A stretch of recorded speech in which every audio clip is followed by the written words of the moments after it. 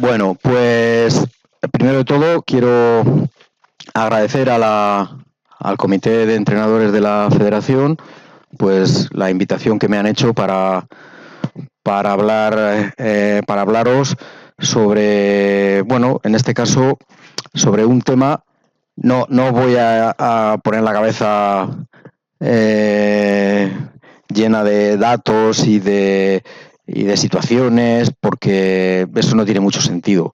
Entonces, lo que vamos a hacer es hablar de las situaciones médicas urgentes, cómo actuar en primera instancia, porque vosotros sois los primeros que no todo el mundo que entrena un equipo, pues un equipo de fútbol o de fútbol sala o de lo que sea, tiene a su disposición un equipo médico o un terapeuta o lo que sea, que se pueda encargar de estas situaciones. A veces tenéis que ser vosotros los que hagáis la primera atención, la primera asistencia. Y casi es tan importante saber qué es lo que no hay que hacer o como lo que hay que hacer, ¿no? Entonces vamos a ver un poco las dos cosas y sobre todo vamos a enfocarlo desde el punto de vista también de la prevención, porque algunas de estas cosas que vamos a ver se pueden prevenir, otras no, pero algunas sí.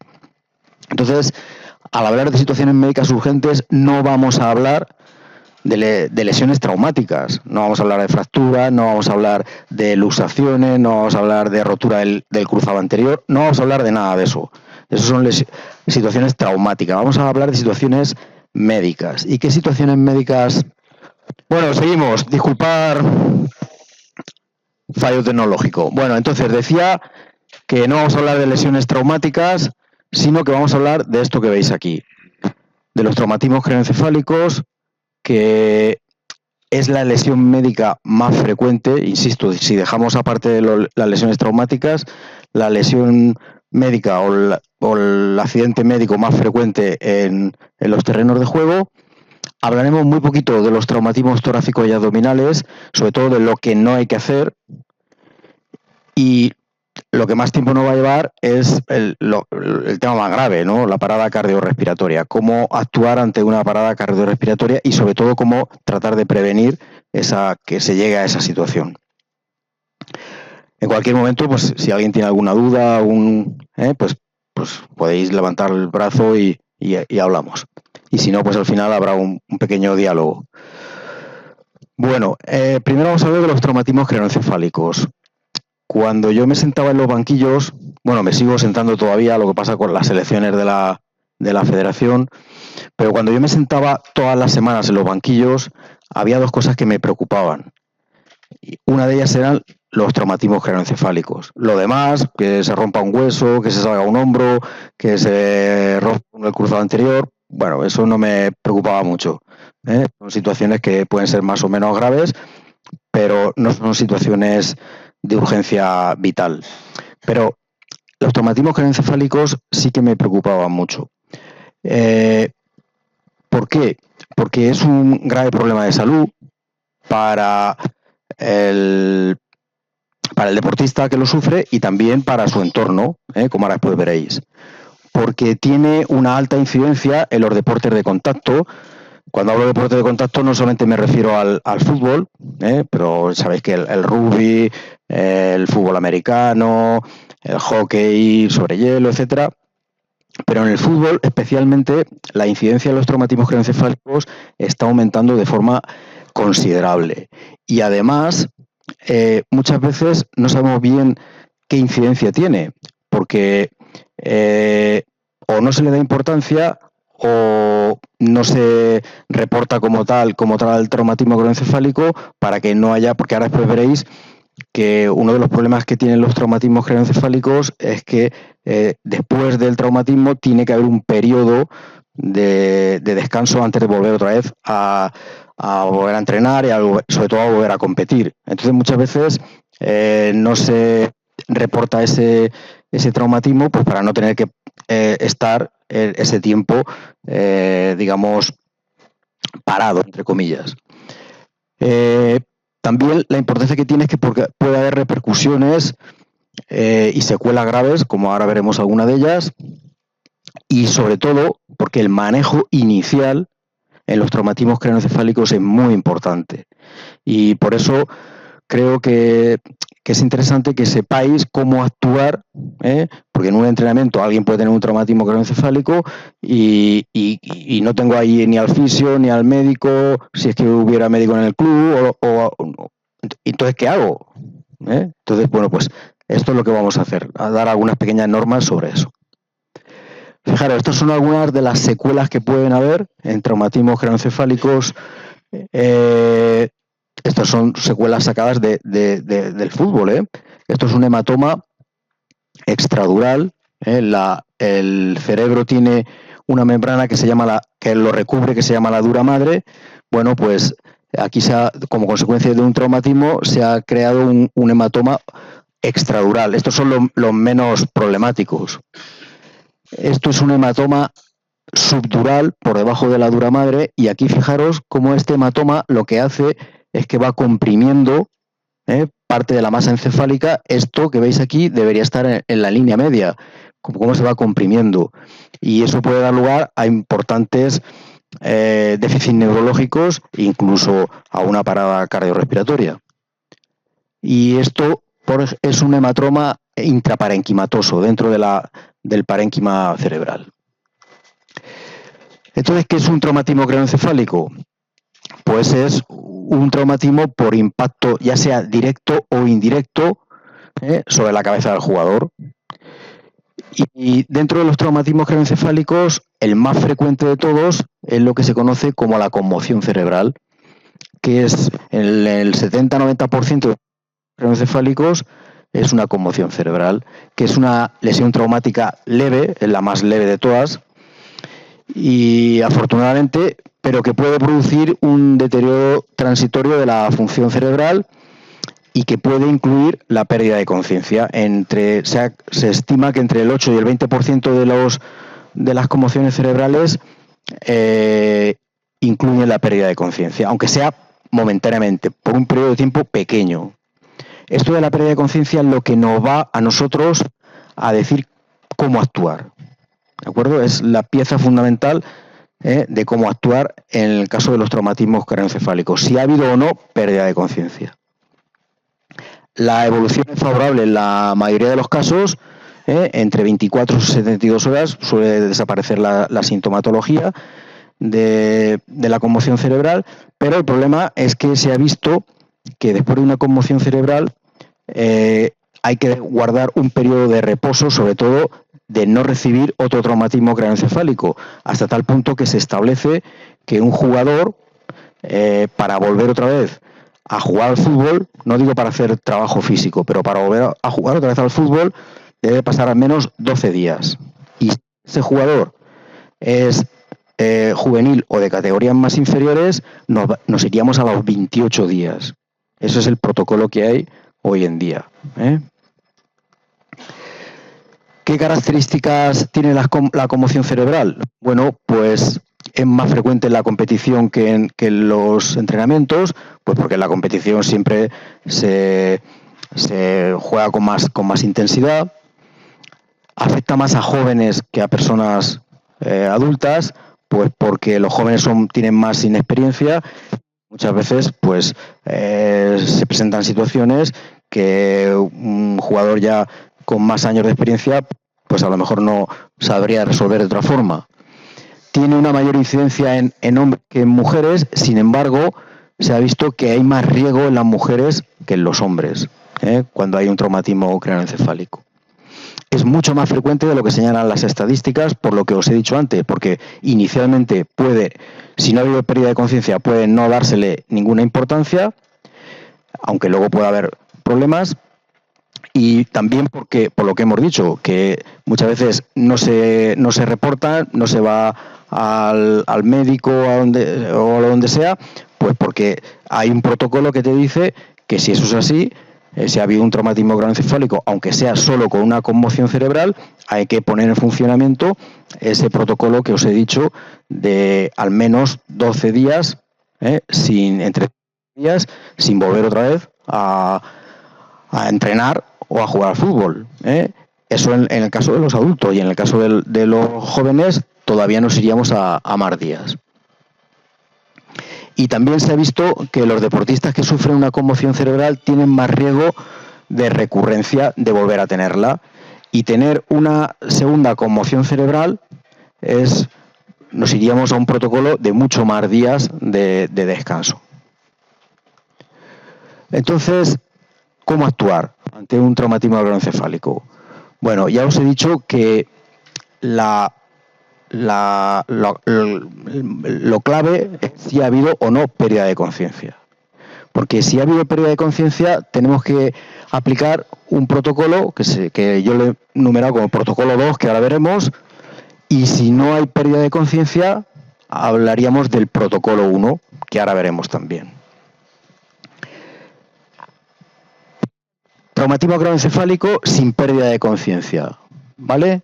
Entonces, lo que nosotros tenemos que plantear en el terreno de juego es esto que veis aquí. ¿Tiene apertura espontánea de los ojos? O sea, se ha dado un golpe en la cabeza, ¿los ojos los tiene abiertos o los tiene cerrados? ¿Presenta pérdida de fuerza? Es decir, si yo le digo, levanta un brazo, levanta otro brazo, levanta una pierna, levanta otra pierna, y lo hace con normalidad, no tiene pérdida de fuerza. Ahora, si no puede levantar bien, eso se considera que tiene pérdida de fuerza. ¿Presenta amnesia de lo ocurrido? Es decir, no recuerda lo que le ha pasado. ¿Tiene algún vómito o dice que tiene un dolor de cabeza, que le duele mucho la cabeza? Bueno, estos son cosas muy fáciles de ver sobre el propio terreno, ¿eh?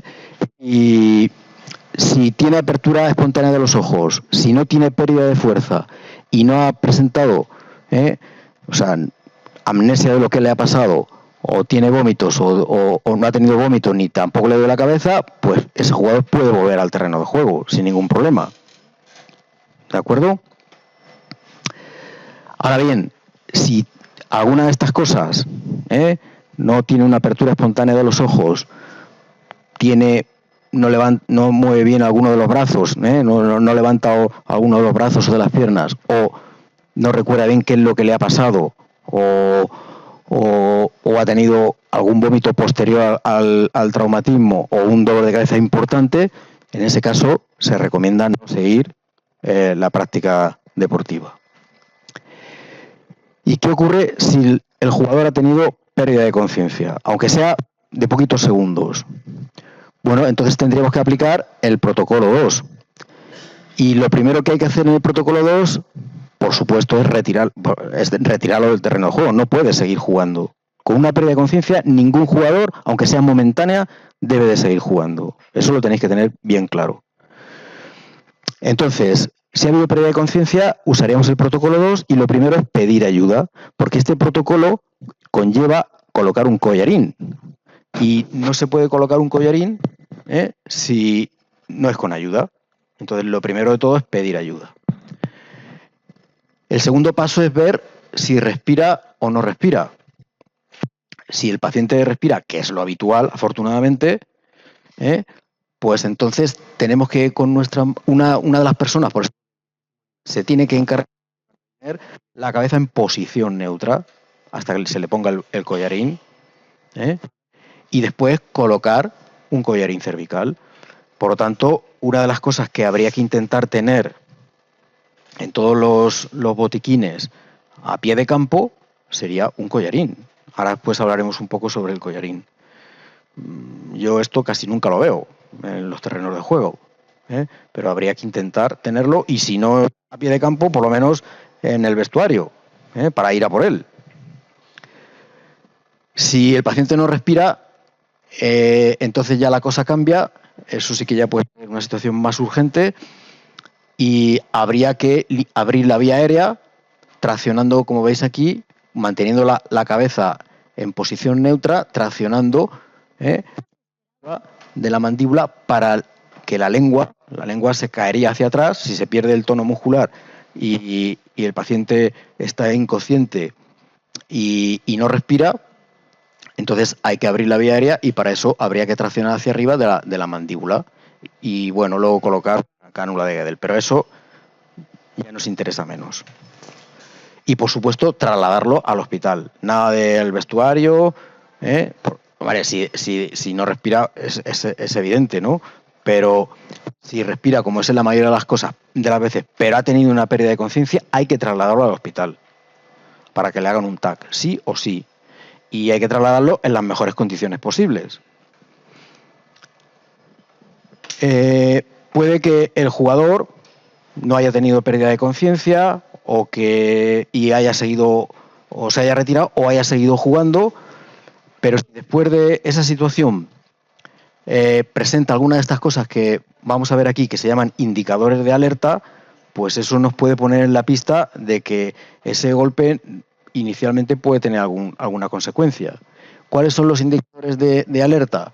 Pues que tenga dolor o mucha sensibilidad en la región cervical, que vea doble, que te diga, es que veo doble, que tenga debilidad, hormigueo o sensación de quemazón en los brazos o en las piernas, que tenga un dolor de cabeza muy importante o que el dolor de cabeza que antes era algo ligero, ahora haya aumentado mucho de intensidad, que tenga alguna crisis epiléptica, que convulsione,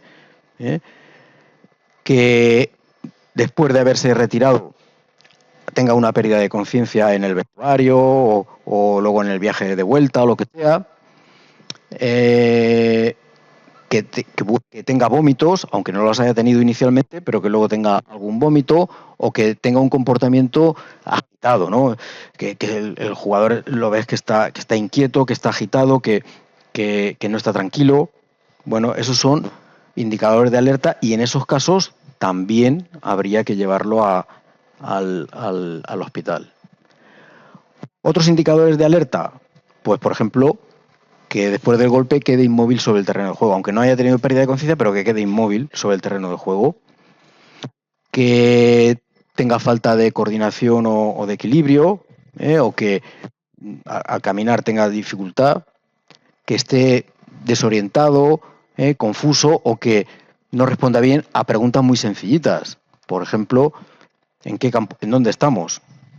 Yo me acuerdo en un partido jugábamos en Valladolid y a uno de los jugadores, cuando yo estaba en Albacete, tuvo un golpe en la cabeza y lo atendimos allí y no había perdido el conocimiento ni nada de eso. Y digo, ¿dónde estamos? Y se queda así pensando y dice, en Barcelona. Digo, pues sale al vestuario. Entonces, o sea, eso está claro, está desorientado, no sabe dónde está, no puede seguir jugando, aunque no haya tenido pérdida de conciencia. Por ejemplo, otra pregunta, ¿en qué equipo, contra quién jugamos la semana pasada? ¿O cómo quedamos la semana pasada? Entonces, si no recuerda, no sabe responder a esas preguntas, es evidente que algo pasa ahí. Probablemente no sea nada grave, nada importante, pero es un signo de alerta de que puede haber algo. Tener la mirada ausente, no cierrar los ojos, pero lo ves que no te mira o que tiene una mirada ausente, eso también puede ser un signo de alerta. Por lo tanto, lo fundamental es, si ha perdido el conocimiento o no. Si ha perdido el conocimiento, no hay más que hablar. No puede seguir jugando. Y si no ha perdido el conocimiento, pues habrá que ver eso que os he dicho antes, si ha tenido algún vómito, si ha perdido alguna pérdida de fuerza, o que tenga los ojos abiertos. Porque se ha visto que una de las principales, aunque no haya pérdida de conciencia, si el jugador queda con los ojos cerrados y solamente los abres cuando tú lo estimulas, cuando tú le tocas, oye, ¿cómo estás? ¿Te pasa algo? Entonces los abre, eso puede haber daño neurológico y entonces por eso se dice que no debe de seguir. Y si lo tenemos que trasladar, ¿qué? ¿Cómo lo hacemos? ¿Lo montamos en un coche y no lo llevamos al hospital? Hay que trasladarlo en condiciones. Entonces, necesitamos ayuda para el traslado. Porque una persona se tiene que encargar de mantener la cabeza en posición neutra, sobre todo si no hay collarín. Se debe inmovilizar después con un collarín y trasladar en condiciones adecuadas. Las condiciones adecuadas es una ambulancia. Es preferible, si no hay ambulancia, llamar a la ambulancia y que venga y esperar, que no salir corriendo y meterlo de cualquier forma en un coche para llegar antes. A veces antes no es No es lo más recomendable, a no ser que tenga una situación de urgencia vital. No, llegar antes lo que hay que hacer es trasladarlo bien, porque ten en cuenta que algunos de los traumatismos craneoencefálicos pueden llevar consigo asociada a una lesión cervical, entonces hay que transportarlo en condiciones adecuadas. Esto es un collarín que se llama collarín tipo Filadelfia. Y estos collarines, la ventaja que tienen es que hay un collarín para adultos y otro para niños. El collarín para adultos lo puedo poner en 3 tamaños diferentes, por lo tanto con un collarín me sirve para todos los adultos. No tengo que tener varios collarines de diferente tamaño. Y con un collarín de niños pues tengo lo mismo, para niños de niños pequeños hasta ya niños más grandes. Entonces, este collarín, a la hora de colocarlo, alguien tiene que tener la cabeza, sujetando la cabeza, por eso siempre tiene que haber ayuda para colocar un collarín, y el otro pues coloca el collarín. Normalmente se hace con el paciente tumbado en el suelo, no aquí como veis, pero bueno, esto era para hacer la foto. Y una vez que hemos colocado el collarín, entonces sí que ya lo podemos trasladar. Hay que intentar que la columna se mueva lo menos posible, y entonces, pues como veis, hay que cogerlo entre varios, de 3, por lo menos 3 personas. Lo ideal sería que aquí, aunque lleve el collarín puesto, alguien sujete la cabeza, pero bueno, si lleva el collarín es menos problema levantarlo para meter la camilla por debajo. O sea, que no se trata de cogerlo y ponerlo encima de la camilla como sea, sino que hay que hacerlo, como veis, esto se llama la técnica del puente, que es con las personas que lo levantan a la vez, con las piernas abiertas, la camilla se pasa por debajo y se deja al paciente, al jugador, encima de la camilla. ¿De acuerdo? Y si no tengo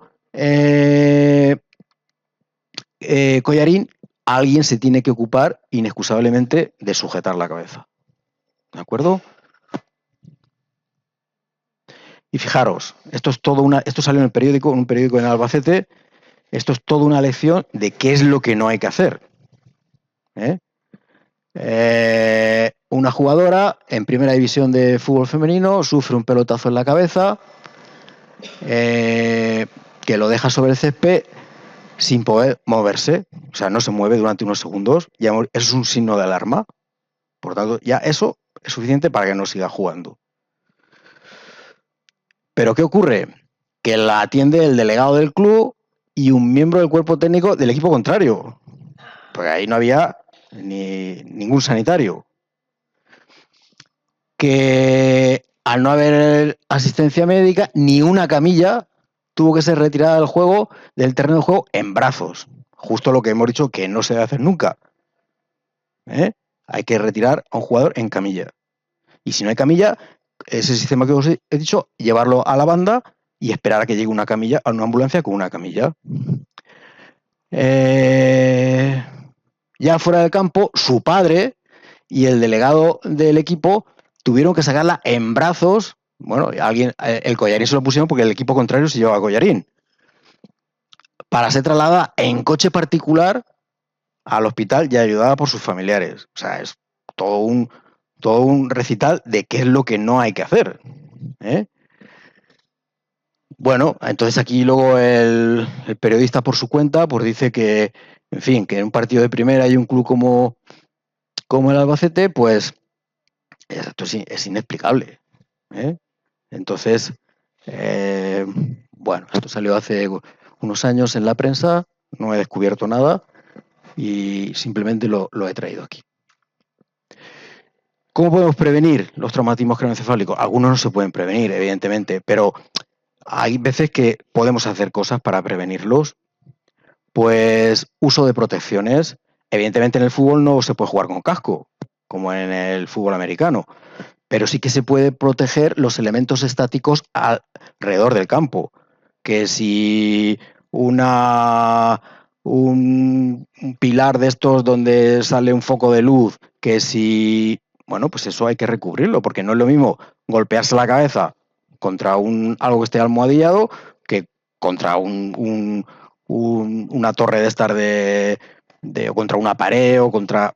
Entonces hay que tratar de proteger todos esos elementos externos que puedan circundar el terreno de juego, hay que tratar de protegerlos. Más medidas de prevención, pues cambios en el reglamento para reducir la incidencia de traumatismos craneoencefálicos por contacto directo. Esto en el fútbol es más complicado que en otros deportes de contacto, pero bueno, algo se puede hacer. Optimizar la asistencia en caso de traumatismo craneoencefálico. Esto ya se hace. Es decir, que cuando hay un golpe en la cabeza, el árbitro rápidamente tiene que parar el juego y pedir que entren las asistencias. Eso antes no se hacía, pero ahora sí. Sabéis que ahora cuando un jugador se tira al suelo, se tira o se cae o le entra o lo que sea, si el juego sigue, porque claro, antes lo que es normal atender al jugador, pero se llegó a una situación que se abusaba de eso y entonces eso el juego sigue, salvo que haya un traumatismo craneoencefálico, que ahí se para automáticamente. Bueno, algo se ha hecho en ese sentido. Cambiar el tamaño y el peso del balón, sobre todo en las categorías inferiores, y en el fútbol femenino. Esto sería interesante también porque, por ejemplo, los americanos han hecho varios trabajos en este sentido y en Estados Unidos, hasta donde yo sé, no sé si hasta infantil o hasta Levín, no estoy seguro, no les dejan golpear el balón con la cabeza. Cuando un jugador golpea el balón con la cabeza, se pita falta contra su equipo. Es una forma de tratar de proteger a las categorías inferiores de los traumatismos repetidos a nivel. Más medidas de prevención, evitar violencia, evitar actitudes antideportivas. Se ha visto que cuando se juega con violencia, no con dureza, sino con violencia, la incidencia de traumatismos craneoencefálicos es mucho mayor. Y también adoptar medidas sancionadoras muy estrictas. Si se ha visto que un jugador ha golpeado la cabeza del contrario con un codazo o con lo que sea, o con el pie o con lo que sea, de forma deliberada, pues hay que sancionarlo y hay que sancionarlo muy duramente. No puede ser que por llamarle hijo de tal al árbitro le pongan 5 partidos y que luego por un golpe en la cabeza pues le caiga 1 o 2. No puede ser eso. Hay que trasladar el conocimiento de estas cosas a, pues eso, a los deportistas, a vosotros, a los entrenadores. Por eso estamos aquí, pues para que veáis cómo hay que actuar y la importancia que tiene el tema de los traumatismos craneoencefálicos.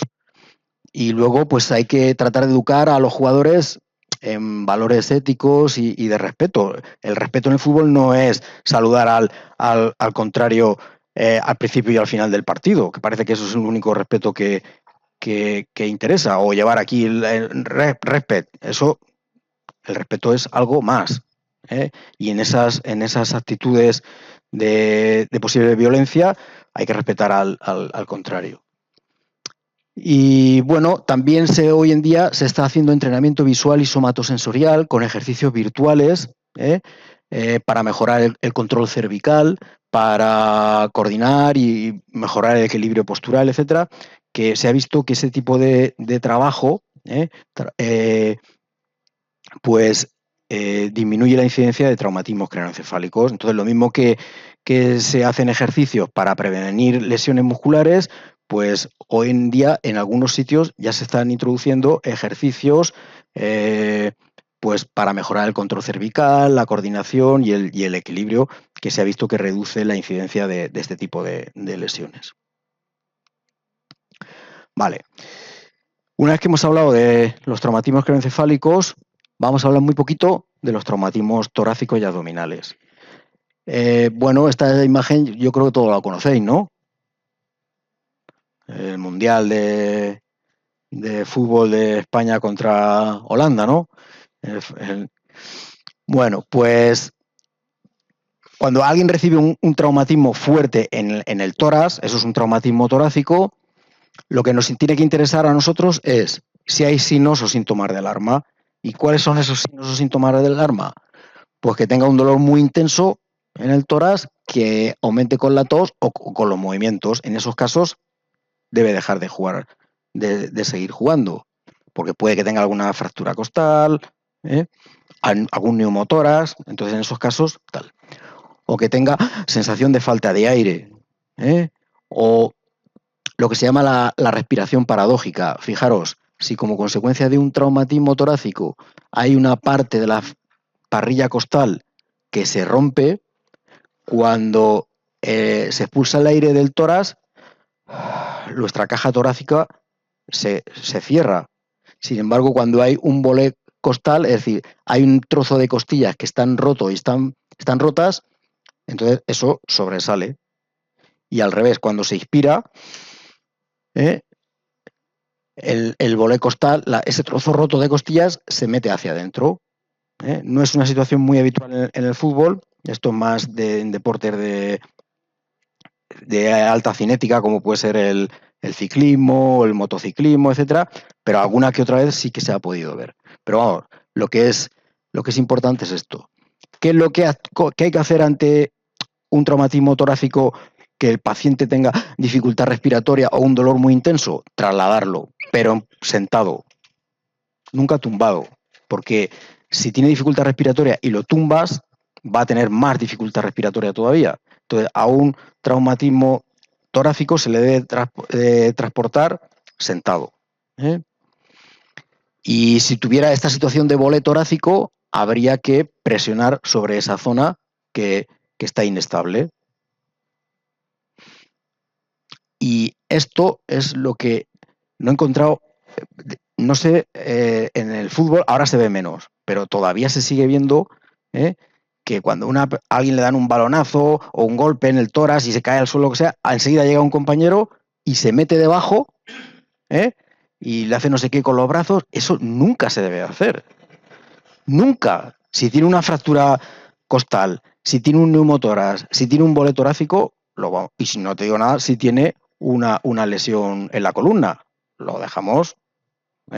Entonces, no he encontrado ninguna foto en la que se metiera ahí alguien debajo y tal, y por eso he traído esta, y eso nunca se debe hacer, ¿de acuerdo? Porque puede, si no pasa nada, no pasa nada. Da lo mismo que se meta debajo que no se meta debajo. Pero si tiene lesión en la columna, alguna lesión en las costillas, aumenta la gravedad de la lesión, sin lugar a dudas. Y en cuanto a los traumatismos abdominales, pues después de recibir un golpe en el abdomen, signos y síntomas de alarma: que tenga un dolor abdominal muy intenso o la presencia de vómitos, que tenga lo que se conoce con el nombre de vientre en tabla. ¿Eso qué es? Pues eso que le decimos que relaja la barriga, y tú le palpas y lo tiene como una tabla, el abdomen duro como una piedra, pero déjalo relajado. No, si estoy relajado, pero el abdomen lo tiene duro como una piedra. Eso se llama vientre en tabla, y eso es un signo de alarma porque puede haber una hemorragia intraabdominal, y entonces eso también es una urgencia. Que se ponga muy pálido, que tenga un pulso muy rápido, eso también son signos de que puede haber una hemorragia abdominal interna, o que vaya a orinar y emita sangre. Eso puede ser porque ha tenido una rotura renal y como consecuencia. Yo me acuerdo un partido, además fue de estos de las selecciones contra Canarias, pues un jugador le dio a un canario un rodillazo aquí, el tal. Entonces, los canarios no llevaban ni médico, ni fisio, ni nada, como suelen ir ellos allá a pelo, y entonces lo atendí yo, y a mí no me gustó. Lo sacamos del terreno porque no me gustó un poco el dolor ese abdominal que tenía y tal, y lo llevamos al vestuario, y cuando se fue al baño y claro, oye, es que estoy orinando sangre. Eso hay que llevarlo al hospital. Y tenía una rotura renal, del rodillazo. ¿Has preguntado algo? Sí. Dime.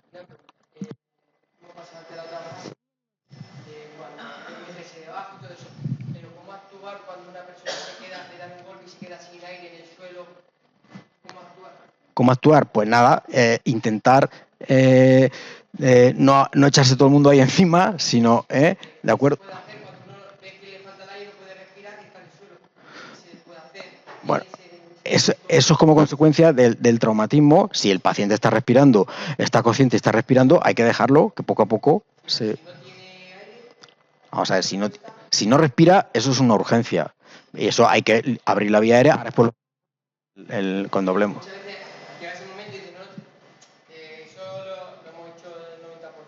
Uh-huh.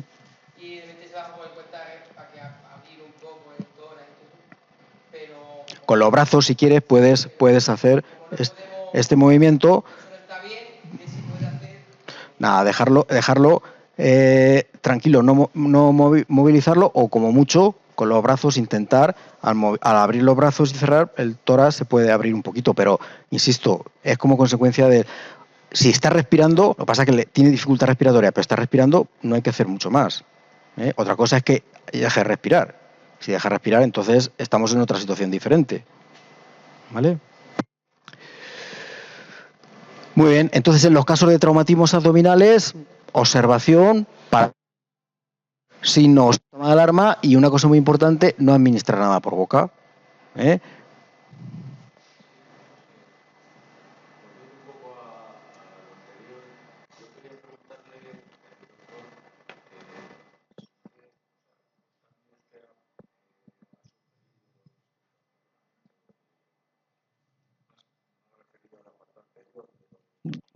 Uh-huh.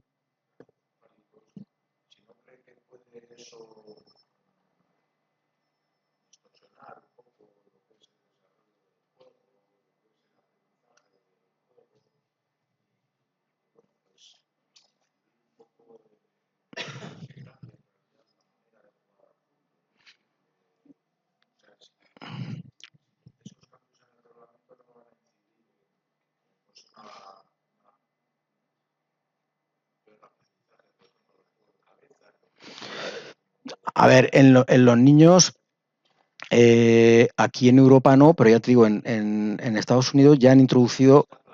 Sí, sí, está planteado. Y los...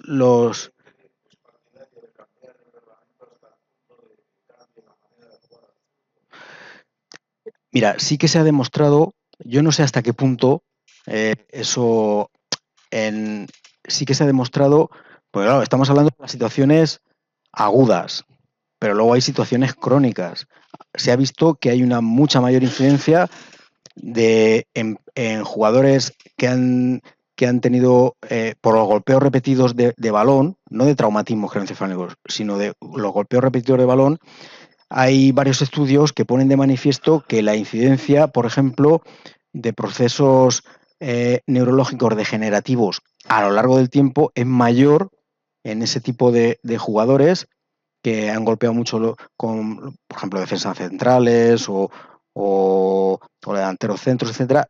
La incidencia de procesos degenerativos cerebrales es mayor que en otro tipo de jugadores.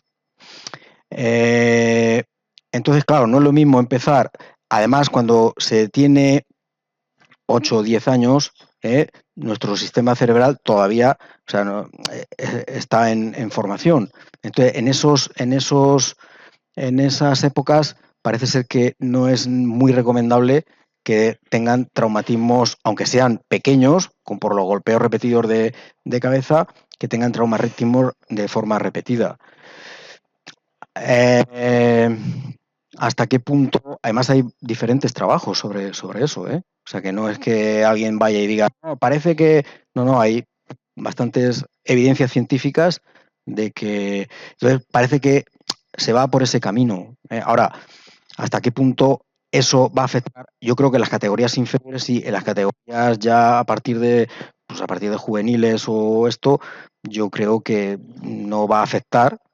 Lo que sí que habrá que hacer es, a lo mejor, incidir en lo que hemos dicho antes, de cómo atacar mejor el balón, cómo de muscular bien el cuello para que el ataque sea mejor, etcétera. Pero de todas formas, ya digo, se ha visto que en jugadores ya veteranos, que han pasado a lo mejor 20 o 30 años después de que se hayan retirado de jugar al fútbol, la incidencia de procesos degenerativos es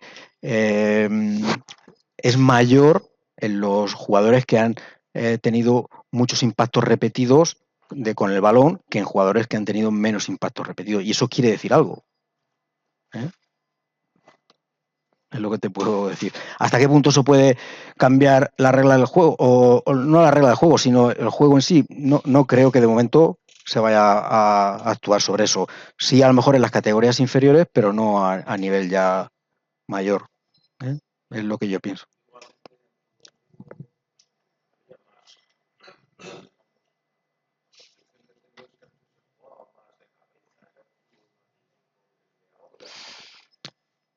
Puede ser, pero había. Claro, es que hay dos cosas. Una, el traumatismo craneoencefálico agudo, es decir, el golpe en la cabeza, y otra es el golpe repetido con el balón. Son dos cosas diferentes. Yo creo que ahora, por lo menos en mi experiencia, creo que ahora hay más traumatismos craneoencefálicos que antes. ¿Eh? En los partidos de fútbol. Y entonces eso es una cosa. Y otra cosa es el golpeo repetido de balón. Ahora se juega, el tiempo de juego es mayor ahora que antes. O sea, son 90 minutos, pero ahora se juega más tiempo que antes, porque antes se perdía más tiempo, la intensidad también es mayor. Si hay más intensidad y se juega más tiempo, hay más posibilidades de golpeos repetidos, de traumatismos craneoencefálicos y de golpeos repetidos del balón con la cabeza. Entonces, bueno, en algunos deportes se han hecho ya cambios, por ejemplo en el rugby. El rugby sí que es un deporte en el que se han hecho muchos cambios ahí a ese nivel. En el fútbol todavía está la cosa pendiente por ahí, pero algunas cosas sí que se van haciendo ya. Y no sé dónde leí hace poco tiempo que los ingleses están pensando adoptar el modelo americano de prohibir en los, no sé si hasta infantiles o alevines, no recuerdo bien, el que no se juegue con la cabeza. Es decir, que cuando ¿Eh? Sí, creo que sí. Y bueno, van por ahí los tiros. Porque sí que es verdad, ya os digo, que se ha visto que la incidencia de procesos degenerativos, estamos hablando de Alzheimer, etcétera, tal, es mayor en los jugadores de fútbol que han tenido mucho de, con la cabeza, o sea, de mucho juego de cabeza con el balón que en los que han tenido menos. Bueno, pues decía que esto último, no administra nada por boca porque muchos de esos traumatismos abdominales, si son severos y son graves, pueden terminar en una cirugía y por lo tanto no se debe quitar nada. Y si hemos empezado con lo más frecuente, vamos a terminar con lo más grave, que es que una persona tenga una parada cardiorrespiratoria, que es una interrupción brusca e inesperada de la respiración y de la circulación. Puede ocurrir que inicialmente lo primero que se pare sea la respiración, que hay una parada respiratoria, nuestro corazón seguirá latiendo un tiempo más, pero terminará parándose también, o que esto es más propio de los niños, ¿vale? O que inicialmente lo que se para es el corazón y si se para el corazón, pues rápidamente se producirá una parada respiratoria y se producirá lo que se llama como la parada cardiorrespiratoria. Entonces, se ha visto que la aplicación inmediata de reanimación cardiopulmonar puede evitar un porcentaje elevado de muertes, porque tenéis que tener en cuenta que toda persona que tenga una parada cardiorrespiratoria se va a morir, seguro, si no actuamos. Si no actuamos, se va a morir. Por sí solo no se va a revertir ese proceso. Entonces, la reanimación cardiopulmonar son las maniobras que tratarán de revertir ese proceso de muerte en personas a quienes, bueno, todavía no les ha llegado la hora de morir. Y alguien puede pensar, ¿es que a alguien le ha llegado la hora de morir? Pues sí. Hay personas que tienen una enfermedad terminal, un cáncer o lo que sea, les ha llegado la hora de morir. Pero al que está en la fiesta de la bicicleta el padre que está en la fiesta de la bicicleta con su hijo, o el que está corriendo una carrera popular, o el espectador que está viendo su deporte favorito, o el jugador que está jugando su partido de fútbol, a esos en teoría no se les conocía con ninguna enfermedad terminal, con ninguna enfermedad incurable y por lo tanto en teoría no les había llegado su hora de morir. Pues a estos es a los que hay que intentar reanimarlos. Y la reanimación cardiopulmonar son las maniobras que se pueden iniciar en cualquier sitio, en el terreno del juego, en el vestuario, en el autobús, en la calle, sin necesitar ningún equipo especial, aunque sí que es verdad que si contamos con un desfibrilador será mejor, y además lo puede hacer cualquier persona. No hace falta ser sanitario, ni medir 1,80 o ser forzudo, lo puede hacer cualquier persona. De hecho, a los niños pequeños hoy en día hay campañas para enseñárselo en el colegio. Los resultados de la reanimación van a depender de que sepamos un mínimo cómo hacerla, un mínimo, no es difícil, un mínimo, y sobre todo va a depender de la rapidez con que se actúe, más que de la técnica, de la rapidez. Fijaros, cuando una persona tiene una parada cardiorrespiratoria, las posibilidades de supervivencia no decaen de forma lineal. Bueno, se establece que a los 10 minutos de tener una parada cardiorrespiratoria, si no se ha hecho nada, el paciente fallece. Pero no es una caída las posibilidades de supervivencia de forma lineal, sino que es de forma exponencial. De tal forma que cuando una persona han pasado 4 minutos de haber tenido la parada y no se ha hecho nada, las posibilidades de sobrevivir son del 50%. 4 minutos.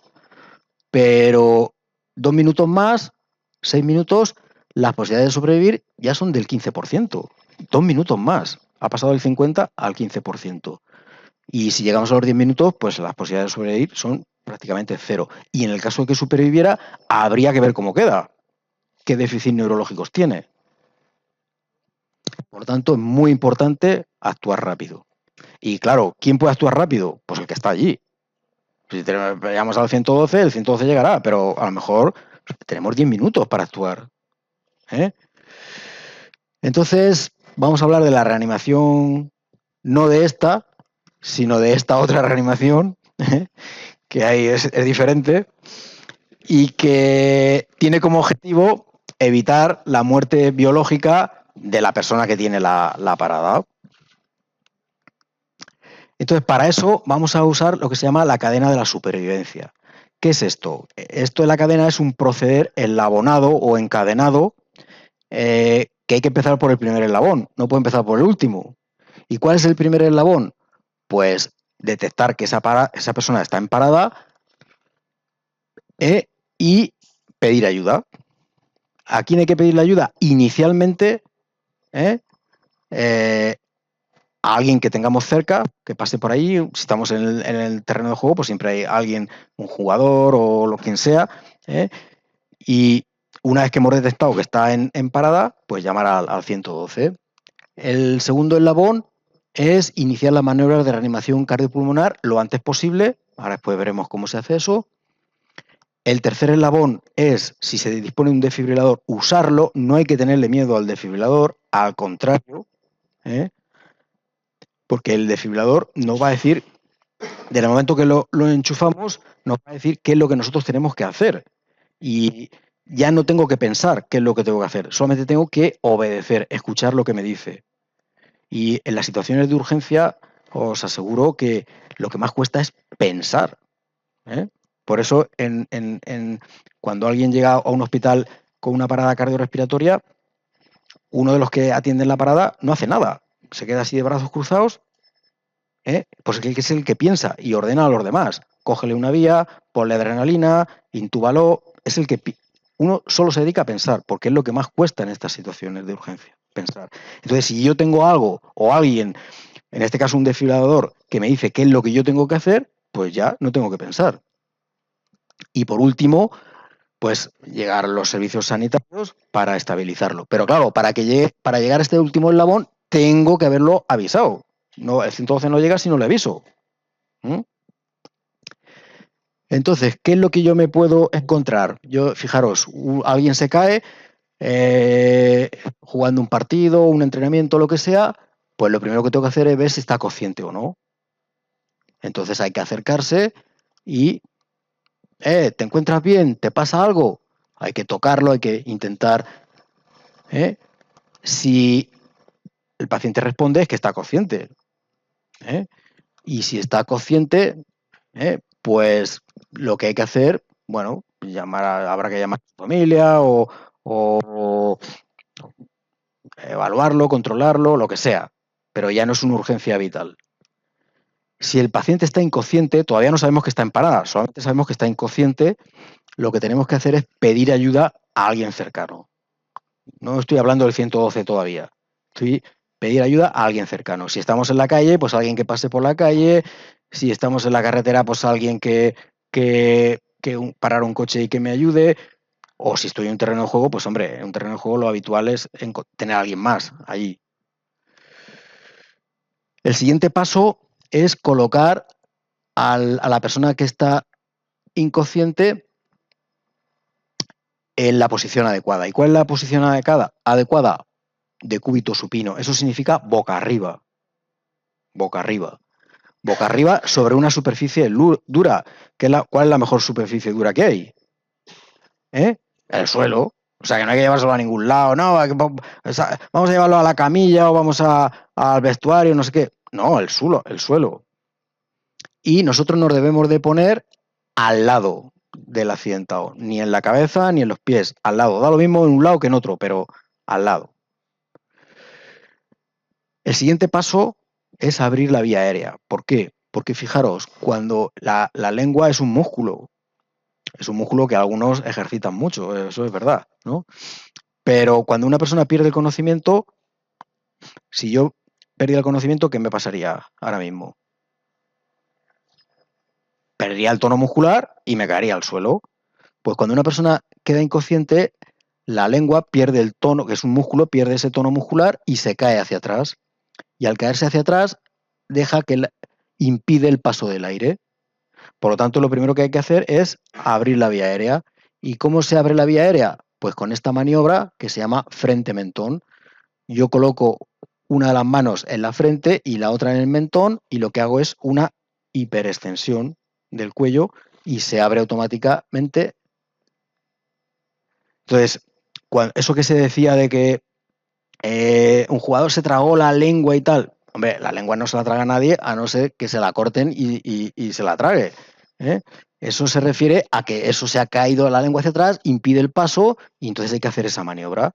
Esta maniobra estaría contraindicada si ha habido un traumatismo craneoencefálico o un traumatismo cervical. Entonces ahí usaríamos lo que hemos dicho de traccionar de la mandíbula hacia arriba. El siguiente paso, en esa posición, como veis, con la vía aérea abierta, hay que acercarse mirando al tórax, no al otro lado, sino al tórax, y tratar de ver si tiene movimientos respiratorios, es decir, si está respirando, incluso sentir si respira o no. Si respira, bueno, pues tenemos una persona que está inconsciente, pero respira. Pues hay que ponerlo lo que se llama la posición lateral de seguridad, que luego veremos cómo es eso, y avisar, bueno, pues a la familia o sí, se puede llamar al 112 o lo que sea, pero ya no es una situación urgente, porque no está en parada. Si la persona no respira, eso sí que es una parada. Y entonces es cuando hay que llamar al 112 y acto seguido iniciar las maniobras de reanimación. La posición esta de seguridad, lateral de seguridad que hemos dicho antes, que es para las personas inconscientes pero que respiran, se trata de, como veis, de ponerle una posición de lado, pero que el paciente esté estable, que no se...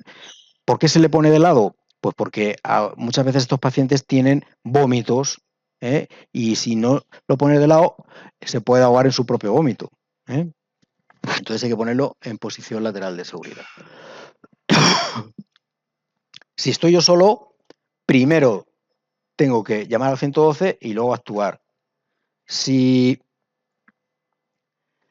estoy con alguien más, porque he pedido ayuda y ha venido alguien más, uno se encargará de iniciar las maniobras de reanimación y otro de llamar al 112. ¿De acuerdo? Lo que no se debe hacer es iniciar, si estoy solo, iniciar las maniobras yo y después parar para llamar al 112. No, primero 112 y luego reanimo. Dentro de la reanimación hay dos partes, lo que se llama el masaje cardíaco, que se trata de, como veis, presionar sobre el centro del tórax, pues el corazón es una bomba que lo que hace es que cuando se relaja entra la sangre, cuando se contrae sale la sangre. Entonces el corazón se ha parado, no funciona. Entonces yo masajeando lo que intento es que se comprima, salga la sangre y cuando se relaja entre parte de la sangre. Entonces la posición, como veis, es situar el talón de la mano en el centro del tórax. Eso es fácil, entre las dos tetillas, en el centro del tórax. Entrelazar las manos y con los codos extendidos y presionar. Aquí lo veis, lo que decíamos, cuando comprimo sale la sangre, cuando relajo entra sangre. Esta es la posición y con los codos extendidos hacer. Se deben hacer 30 compresiones seguidas y después de 30 compresiones se hacen 2 insuflaciones. Con la cabeza en extensión se insufla, se puede hacer un boca a boca, un boca a nariz, lo que sea, se retira un poquito nuestra boca de la suya para permitir que salga el aire y se hace una segunda insuflación. Entonces, la insuflación puede ser boca a boca, como veis, la boca del accidentado con la boca del reanimador, boca-nariz, da lo mismo. Boca, si tuviera un estoma, un agujerillo de estos aquí, los que están laringostomizados, habría que soplar ahí, o una boca mascarilla si tenemos una mascarilla. Si hay un solo reanimador, tiene que hacer todo, es decir, las 30 compresiones y las 2 ventilaciones, y tiene que ir a ese ritmo, 32, 32, 32, y tener en cuenta que las compresiones se deben hacer a un ritmo de 100 por minuto, es decir, si un minuto tiene 60 segundos, pues yo cuando comprima tengo que ir rápido, tengo que hacer 2 compresiones por segundo, prácticamente. O sea, no es apretar, esto sería muy lento, hay que ir rápido. Y si hay 2 reanimadores, pues uno se encarga de las compresiones, como veis aquí, y otro de las ventilaciones. Cada 30 compresiones de este reanimador, el otro ventilaría.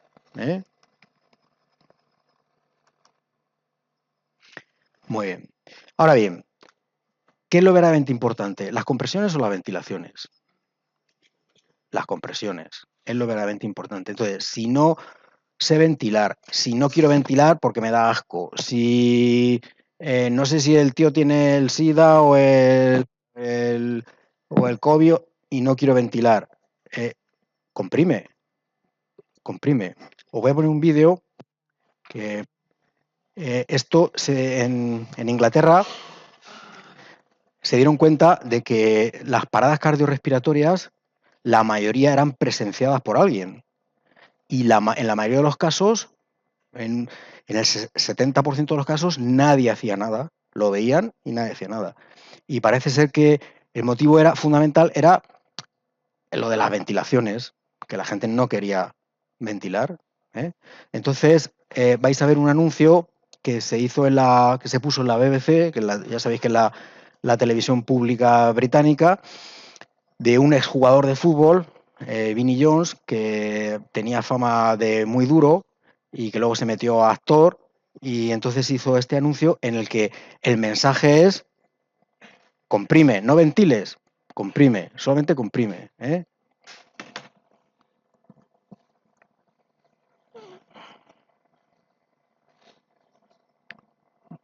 Vale, ¿lo vais a ver ahora? Está en inglés, pero está subtitulado. Bueno, no se oye, pero sí se oye. My name is Vinnie Jones, and I'm going to teach you a lesson you'll never forget. There are times in life when being tough comes in handy. Say some geezer collapses in front of you. What do?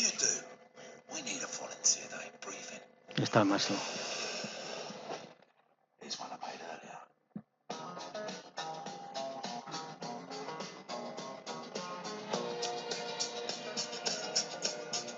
First thing you do is you check him over. If he ain't responsive or he ain't breathing, or he's making noises like this, then his heart start working, he's having a cardiac arrest. Look like, first call 999, then you do hands-only CPR, and no kissing. You only kiss your missus on the lips. Watch, lock your fingers together, knuckles out, then push down, right on the stomach. Ese es el ritmo que hay que llevar. Ritmo rápido. Push down 5 or 6 centimeters. That's about 2 inches in old money. Push hard and fast, about 2 times a second. Like to the beat of staying alive. Why would you learn it? Better a cracked rib than in kicking the bucket. Keep this up till the ambulance arrives. So don't forget, check him over. 999, push hard and fast to staying alive. Works. Hands only CPR. It ain't as hard as it looks. Vale, pues es eso. Si no sé bien cómo se ventila, si no sé si le entra aire o no le entra, si no sé si me da asco, sino que... No, vale, no lo hagas, pero comprime. Yo creo que el mensaje es muy claro, como habéis visto. Y comprimir, chico, en mitad del tórax, lo único que tengo que hacer es presionar. No hace falta ser lumbrera, ni haber ido a Harvard, ni nada de eso. Entonces, en resumen, ¿qué es lo que hay que hacer? Primero, comprobar si la persona está consciente o no. Si está consciente, pues no hay que hacer mucho más. Llamaremos a su familia o lo que sea, vale, a su amigo, lo que sea. Si el paciente no está consciente, entonces hay que abrir la vía aérea. Y para abrir la vía aérea hay que hacer esa maniobra que hemos dicho, maniobra frente-mentón. Y entonces ver si respira o no respira. Que si respira, ponerlo de lado, posición lateral de seguridad y nada más. Que no respira, entonces tengo que llamar al 112. Es cuando tengo que llamar al 112. Y empezar las maniobras de reanimación, empezando con las compresiones, y si luego quiero, seguir con las ventilaciones, y si no, seguir solo con compresiones a un ritmo de 100 por minuto. Y si tengo el desfibrilador, ahora hablaremos del desfibrilador, pues en el momento que yo sé que la persona está en parada, tengo que buscar el desfibrilador. Sabéis que en muchos campos de fútbol, en muchos polideportivos, ya hay desfibriladores. Y también fuera del ámbito deportivo, pues en los centros comerciales, en los aeropuertos, en muchos sitios. Entonces, me traen el desfibrilador, ¿y qué hago? Bueno, pues enchufarlo, ponerlo en funcionamiento. Esto es un desfibrilador. Los desfibriladores los hay más grandes, más pequeños, más bonitos, más feos, de un color, de otro, con pilas, con baterías. Eso da lo mismo, porque todos funcionan igual. Todos tienen un botón de encendido y apagado, pues como el móvil o la televisión o lo que sea. Luego tienen otro botón para dar la descarga, si hubiera que darla. Y luego tienen unos electrodos que se conectan, un cable que va a unos electrodos que se conectan. Entonces lo que hemos dicho, encendido, cables. ¿Cómo se colocan los electrodos? Te lo dicen ellos, viene dibujado. Uno se coloca debajo de la clavícula derecha y otro se coloca en el costado izquierdo, ¿de acuerdo? Pero es que te viene dibujado. Y si el equipo, tú no, sino el equipo, una vez que tienes eso conectado, detecta que está en parada y que tienes que dar una descarga, pues se va a encender este botón y tú lo único que tienes que hacer es apretar. Antes, los desfibriladores, se llaman desfibriladores semiautomáticos, porque hacen todo menos apretar el botón, que lo tienes que apretar tú. Los anteriores, eran desfibriladores automáticos, que en el momento que ellos detectaban que la persona estaba en parada, daban la descarga. ¿Qué pasa? Pues que si había alguien alrededor o tú mismo estabas tocándolo, la descarga te llegaba a ti. Por eso ahora tú tienes, antes de la descarga, tienes que comprobar que no hay nadie que esté, ni tú tampoco, en contacto con el accidentado. Entonces, aquí veis cómo se colocan los electrodos, debajo de la clavícula derecha, debajo de la tetilla izquierda, para más claridad.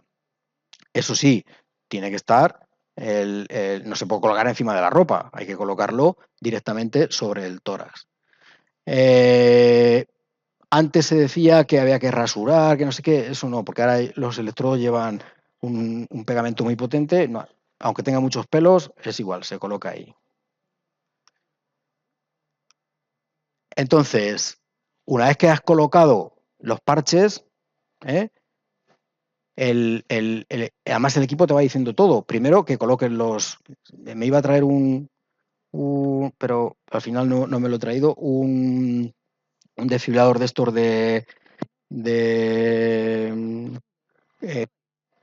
que sirven de enseñanza.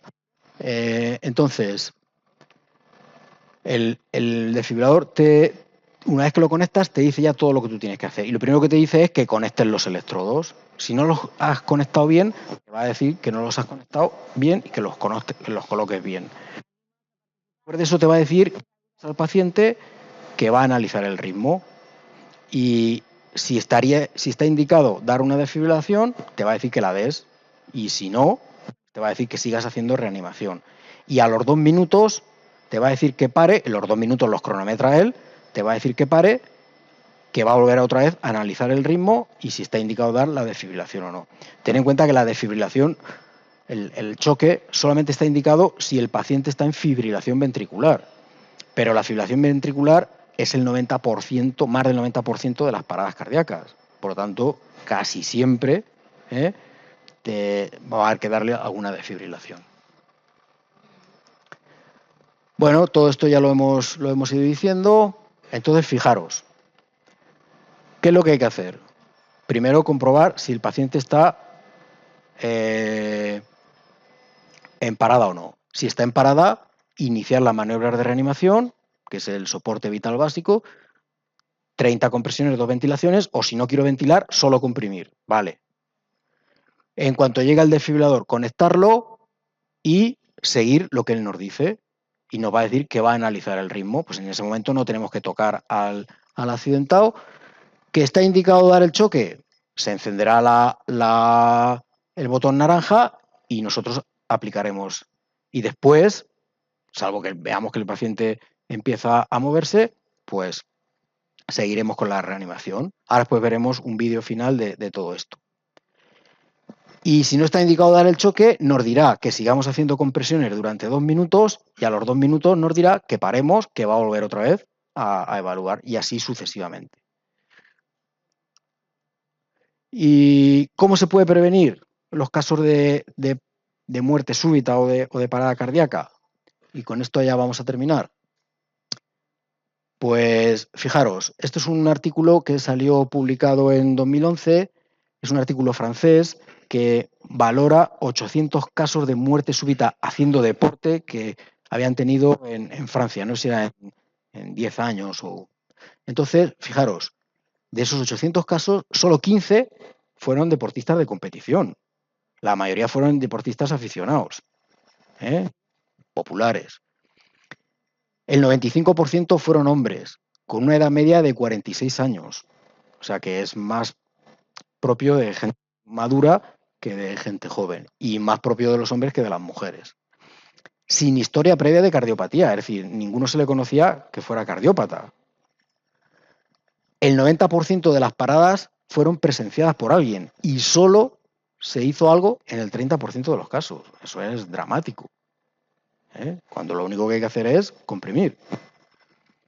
El 98% de las paradas fueron por problemas cardiovasculares y dentro de los problemas cardiovasculares el 75% fueron por infarto, síndrome coronario agudo.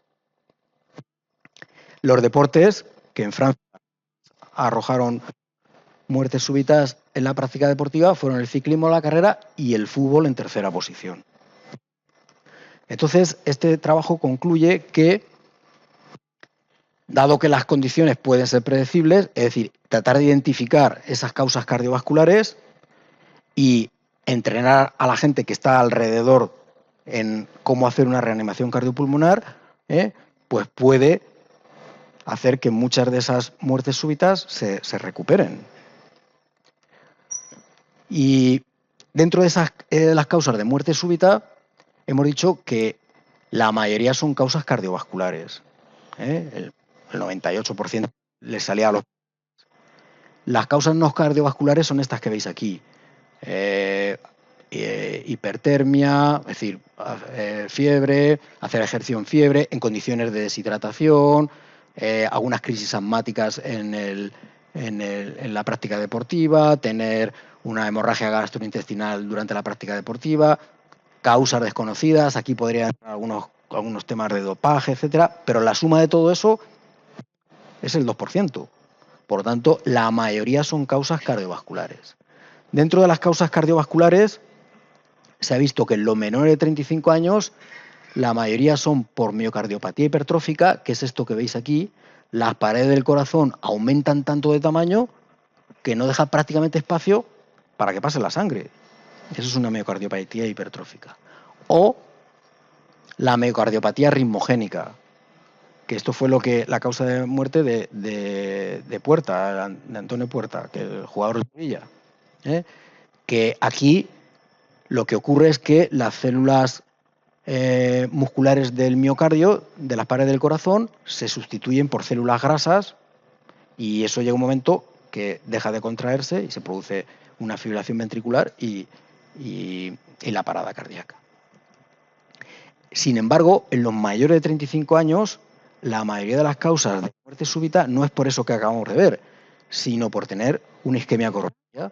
Es decir, una de las arterias coronarias se taponan y se produce un infarto. Entonces, ¿cómo podemos prevenir eso? Pues sabemos ya cuáles son las causas. Pues para prevenirlo tenemos que intentar detectar esas causas. Y para eso, pues haciendo un reconocimiento médico adecuado al deportista.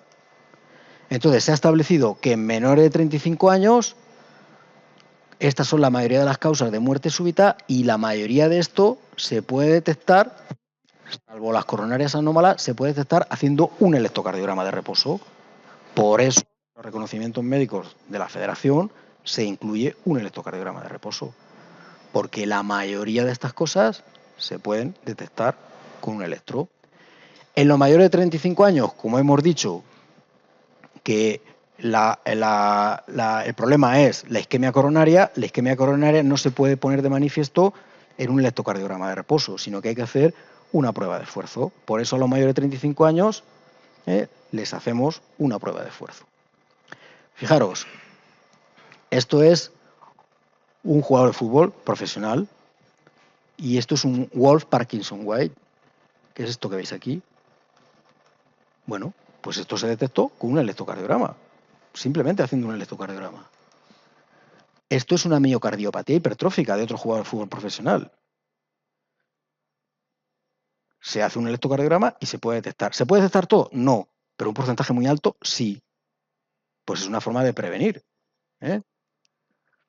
Y esto es un jugador veterano y este jugador veterano, esto es su electro de reposo, que es completamente normal, pero cuando hace ejercicio, este segmento que hay aquí, que se llama el segmento ST, se va hacia abajo y eso traduce que tiene una isquemia coronaria. Si yo me quedo solo con el electro de reposo, no detecto eso. Le tengo una. Por eso, en los mayores de 35 años, está indicado hacer una prueba de esfuerzo. ¿Vale? ¿Qué más podemos hacer para prevenir? Pues informar al deportista de qué, pues de todos estos los factores que pueden favorecer el desencadenamiento de una muerte súbita. ¿Y cuáles son estos factores? Pues hay que informar al deportista, hay que ver si tiene alguna de estas cardiopatías que hemos dicho y sobre todo porque los episodios de muerte súbita pueden presentarse por la presencia de esas cardiopatías, de esas enfermedades cardíacas que hemos dicho, pero también por la presencia de factores de riesgo de muerte súbita. ¿Y cuáles son esos factores? Pues fijaros, los mismos factores factores de riesgo cardiovasculares, que son la edad, los hombres más de 45 años, el colesterol alto, obesos, diabéticos, hipertensos, fumadores, sedentarios. Todo esto, cuanto más factores de riesgo tienes, más posibilidades de tener un episodio de muerte súbita. Y también en el mundo del deporte, hacer ejercicio físico en condiciones de consumo de alcohol o de cafeína en grandes cantidades, no de tomarte un café o dos, sino en caso de drogadicción y dopaje, y también en caso de infecciones en curso. Es decir, no se debe hacer ejercicio físico con fiebre, porque se ha visto que cuando hay una infección, cuando hay fiebre es porque hay una infección, y cuando hay una infección se puede producir una miocarditis que puede dar lugar a un episodio de muerte súbita. Por tanto, fiebres a partir de 8 grados, a partir de esa debe de hacer práctica deportiva. Entonces, la suma de estas posibles cardiopatías que pueda tener la gente o de estos factores de riesgo de muerte súbita, más hacer un esfuerzo inapropiado. ¿Y qué entendemos por esfuerzo inapropiado? Pues aquellos con una duración e intensidad a que esa persona no está preparada.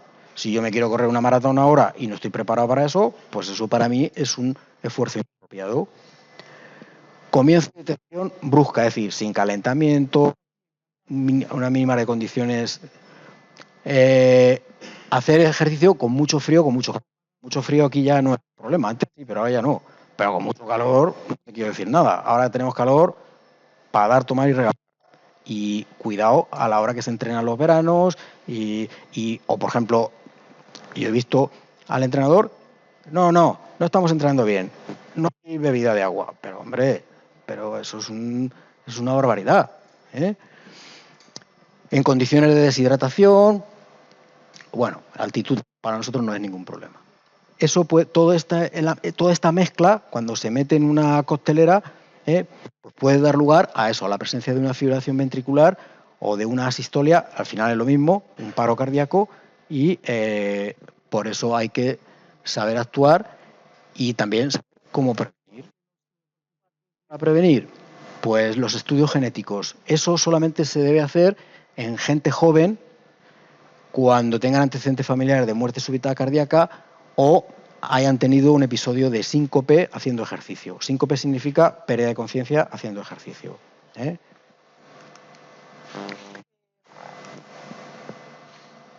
Y luego, la prescripción deportiva adecuada a cada persona, ¿eh? Tanto en intensidad, en duración, en frecuencia. Y ojo, muy importante, con la práctica de deporte de alta intensidad de fin de semana. Es decir, la persona, eso se ve mucho en el fútbol sala, durante la semana no hago nada porque no tengo tiempo, la familia, el trabajo, lo que sea, pero luego llega el fin de semana y entonces salgo con la bici, salgo a correr, juego el partido con los amigos o el campeonato de fútbol sala. Bueno, eso es un esfuerzo inapropiado y eso puede ser un factor de riesgo, ¿eh?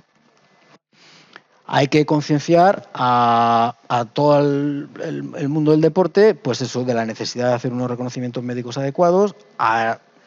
Actualmente en nuestra federación cumplimos con ese requisito, que todas las actividades deportivas pues debería haber presencia de algún sanitario y que todo el mundo debe tener un mínimos conocimientos en hacer una reanimación cardiopulmonar y cómo usar un desfibrilador.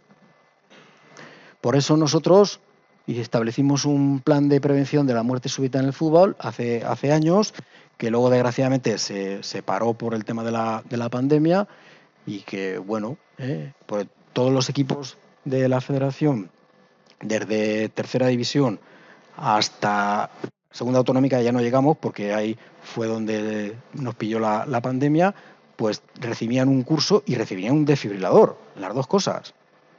Gratis, el curso y el desfibrilador. La sorpresa fue que algunos clubes ni fueron al curso ni recogieron el desfibrilador, pero bueno, eso ya es problema de ellos.